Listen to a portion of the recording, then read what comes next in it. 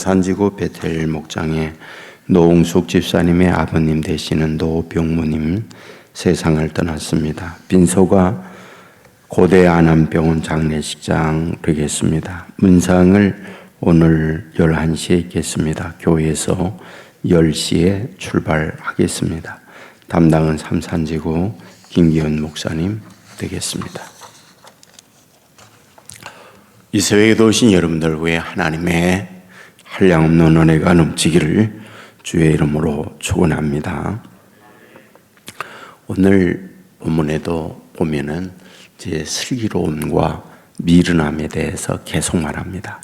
2절에 슬기로운 종은, 16절에 미련한 자는, 18절에 지혜 없는 자는, 21절에 미련한 자를, 25절에 미련한 아들은, 28절에 미련한 자라도, 이렇게 여기에 슬기로움과 미련에 대하여 말씀을 하고 있는 것을 봅니다. 그런데 미련하냐 슬기로우냐 이것을 어떻게 알 수 있느냐라는 거죠. 1절 말씀에 보면 마른 떡 한 조각만 있고도 화목하는 것이 제육의 집에 가득하고도 다투는 것보다 나으니라, 이렇게 되어 있어요. 그 다음에 2절에 보면 슬기로운 종은 부끄러운 짓을 하는 주인의 아들을 다스렸고 라고 되어 있습니다. 5절에 보면 가난한 자를 조롱한 자는 그를 지으신 주를 멸시하는 자요 라고 되어 있습니다.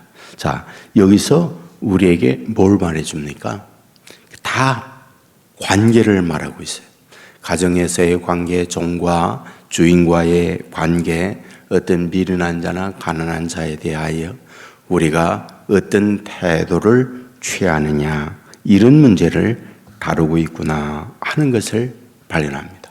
9절에 보면 허물을 덮어주는 자는 사랑을 구하는 자요, 그것을 거듭 말하는 자는 친한 것을 이간하는 자니라 라고 되어 있고, 15절에 보면 악인을 의롭다 하고 의인을 구하는 이 두 사람은 다 여호와께 미움을 받느니라 라고 되어 있는 걸 봅니다. 그러니까 서로 사랑과의 관계에 있어서 내가 상대에 대하여 어떤 태도와 어떤 말과 어떤 내가 행동을 하느냐라는 걸 보면 그 사람이 지혜롭구나, 미련하구나 하는 걸 알 수 있다라는 말씀을 우리에게 하고 있습니다.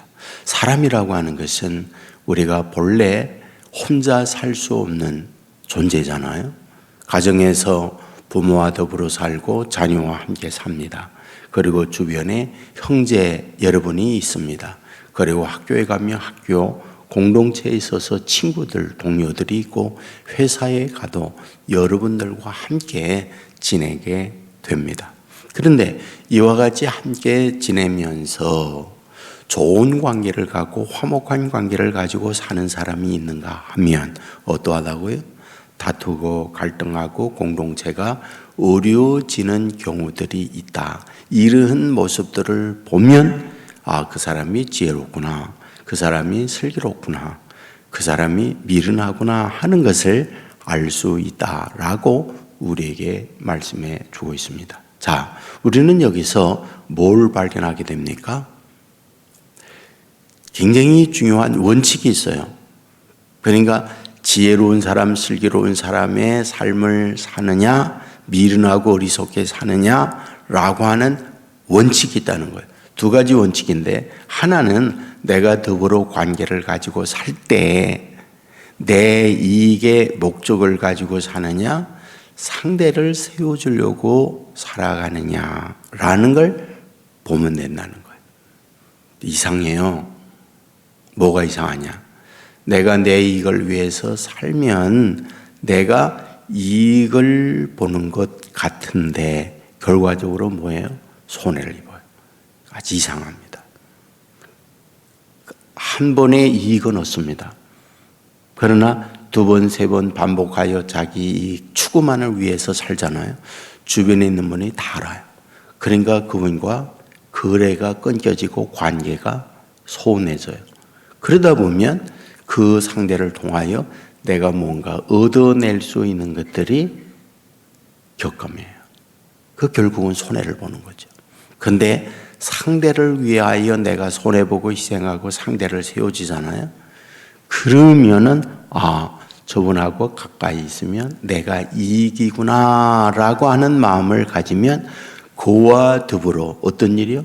내가 도리어 오랜 세월이 가다 보면 이익을 얻는 결과를 가져오게 되더라라는 거예요.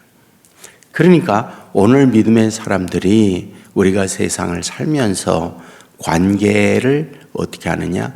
상대를 세워주고 상대를 잘 되게 하는 것이 지혜로운 자다라고 하는 걸 우리에게 말씀해 주고 있어요.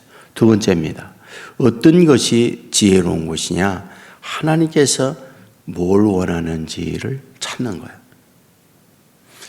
하나님이 기뻐하는 것을 찾아서 가다가 보면 상대가 잘 되는 거예요. 여러분들 성경을 우리가 이렇게 보잖아요. 그러면 이 관계의 달인들이 있다고 해요. 관계의 달인 가운데에 여러 사람을 말할 수 있지만 대표적인 아브라함이잖아요. 자기 조카 다투고 갈등하고 그럴 때에 뭐라고 그래요? 내가 우하면 나는 좋아하고 내가 좋아하면 나는 우하리라. 이렇게 양보해요. 뭐 때문입니까? 자기 인간적인 어떤 물질의 이익이라든지 높아지는 거라든지 그걸 우선하고 결정을 내리는 게 아니에요. 어찌하든 다투고 갈등하는 이것을 화해하고 화목한 관계로 만들어야겠다라는 목적을 가지고 자기의 경제적 손해를 감수하면서 자기 조카에게 양보를 하는 거죠. 이것이 뭘까요? 하나님이 기뻐하는 일이잖아요. 하나님이 좋아하는 거잖아요. 결과적으로 어떻게 돼요? 하나님께서 이 아브라함을 잘 되도록 만들어주죠. 이와 같이 양보를 하고 난 이후에 하나님이 아브라함을 찾아와서 하는 말, 눈을 들어 동서남북을 바라보라. 내 보이는 저것, 내 밟는 땅, 너와 내 후손에게 주겠다. 이렇게 말씀을 하고 있는 걸 보게 되잖아요. 또 대표적인 인물을 찾는다면 다윗이라고 할 수 있잖아요. 압살롬이 쿠데타를 일으켜서 자기를 죽이려고 합니다. 여러분, 이때에 압살롬의 원칙이 있잖아요. 내가 손해를 본다 할지라도 아들을 죽이는 일은 해서는 안 된다. 그리하여 따르는 이들에게 결코 내 아들 압살롬에게 손대지 말라고 하잖아요. 근데 결과적으로 뭡니까? 여러분, 이런 상황에서 압살롬에게 조롱을 하는 시므이가 있다고요. 따라오던 여러분들 아비새 장군이 그 시므이를 목을 치겠다고 얘기할 때 다윗이 하는 말을 보세요. 결코 그에게 손대지 말라. 그가 나에게 하는 것은 하나님이 저를 통하여 나를 조롱하는 거니 손대지 말아라. 이렇게 말을 하고 있는 거잖아요. 결과가 뭡니까? 결과가 이런 마음으로 살아가는 이 다윗을 위하여 하나님은 일하는 거예요. 그리하여 결과적으로 이 압살롬이 나귀를 타고 가다가 상수리 나무 아래로 가면서 그 머리에 상수리 나무에 끼고 그리고 나귀는 빠져나가고 나무에 대롱대롱 매달려 있는 이 압살롬을 마침 누가요? 다윗 편에 있던 병사가 그를 죽임으로써 끝을 내고 있는 걸 보게 되잖아요. 그건 누군가 상대를 위해서 내가 양보하고 내가 손해를 보는 것 같은데 이런 관계를 가지고 있는 이들을 누구다? 지혜로운 사람이다. 슬기로운 사람이다. 그런데 이런 지혜로운 사람들을 위하여 하나님은 그를 위하여 일하신다. 그를 도와주신다. 이것이 성경에서 우리에게 가르치는 바다. 그런 말이죠. 사람은 혼자 못 살아요. 마른 떡이 하나 있으면서도 뭐예요? 화목을 우선해서 사는 사람이 제육에 집이 가득하고 다투는 일보다 낫다. 화목을 위해서 사는 거예요. 그럴 때에 하나님께서 이와 같은 은혜의 은혜, 복의 복을 내려주신다.